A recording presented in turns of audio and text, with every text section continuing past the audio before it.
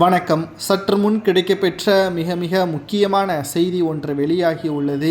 அதிமுகவில் ஓபிஎஸ் அவர்களது அனுமதி இல்லாமல் இரட்டை இலை சின்னத்தை பயன்படுத்த முடியாது. நீதிமன்றம் வெளியிட்டுள்ள அறிவிப்பு ஒற்றை கையெழுத்தால் அதிமுகவின் தலைமையே மாறிவிட்டதாக அதிமுகவின் அரசியல் வட்டாரத்தில் பேசும் பொருளாக மாறியுள்ளது. குறிப்பாக யாரை இரட்டை இலை சின்னத்தை பயன்படுத்தக்கூடாது என்று கூறினார்களோ அவரை இரட்டை இலை சின்னத்தை வேண்டும் என்று கையெழுத்திட வேண்டும் என்று ஓபிஎஸ் அவர்களது காலடியில் கிடக்கக்கூடிய நிலைமை தற்பொழுது உருவாகிவிட்டது.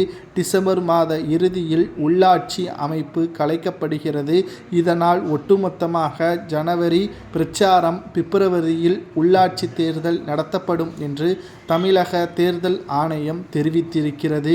இதில் ஓபிஎஸ்ஸின் ஆதரவாளர்கள் களம் இறங்குவார்கள் என்றும் எதிர்பார்க்கப்படுகிறது. ஒட்டுமொத்தமாக அரசியலில் மாற்றத்தை ஏற்படுத்தும் விதமாக ஓபிஎஸ் அவர்களது பின்னால் நிர்வாகிகளும் தொண்டர்களும் வருவார்கள். அதில் துளி அளவு கூட சந்தேகம் கிடையாது. ஏனென்றால் முன்னாள் அமைச்சரான வைத்திலிங்கம் ஓபிஎஸ் அவர்களது ஆதரவாளராக இருக்கக்கூடிய நிலையில் அவர் கூறுவது, ஓபிஎஸ் அவர்கள் அதிமுகவின் சிறந்த தொண்டன், மறைந்த முதல்வர் ஜெயலலிதா அவர்களது உண்மையான விசுவாசி, அவரை யாராலும் அழிக்க முடியாது, மறைந்த முதல்வர் ஜெயலலிதா அவர்களது ஆசி எப்பொழுதும் அவருக்கு இருக்கிறது என்றும் தெரிவித்திருக்கிறார். மேலும் இரட்டை இலை சின்னத்தை கையாள வேண்டும் என்பதற்காக எடப்பாடி பல திட்டங்களையும் போட்டிருந்தார். ஆனால் அனைத்துமே வீணாகிவிட்டது.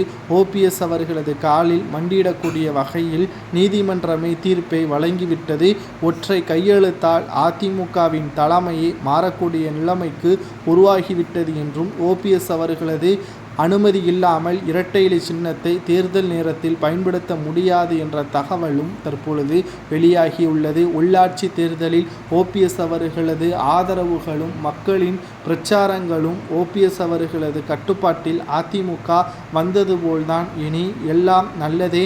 அதிமுகவில் கட்சியிலிருந்து நீக்கப்பட்ட சசிகலாவும் மீண்டும் அதிமுகவில் இணைவதற்கான ஏற்பாடுகளும் நடைபெற்று கொண்டிருக்கிறது.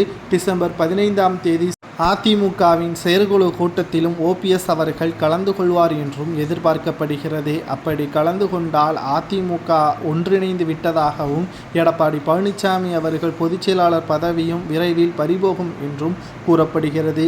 2026 சட்டமன்ற தேர்தல் மிகப்பெரிய அளவில் திமுகவிற்கு மரண இடியாக விழும் என்றும் அரசியல் வட்டாரத்தில் தற்பொழுது விமர்சனங்களும் முன்வைக்கப்பட்டு வருகிறது.